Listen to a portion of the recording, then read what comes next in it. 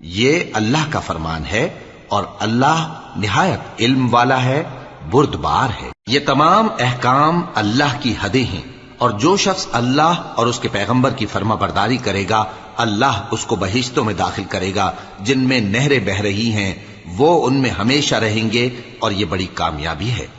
اور جو اللہ اور اس کے رسول کی نافرمانی کرے گا اور اس کی حدوں سے نکل جائے گا اس کو اللہ دوزخ میں ڈالے گا جہاں وہ ہمیشہ رہے گا، اور اس کو ذلت کا عذاب ہوگا۔ مسلمانوں، تمہاری عورتوں میں جو بدکاری کا ارتکاب کر بیٹھیں ان پر اپنے لوگوں میں سے 4 شخصوں کی شہادت لو۔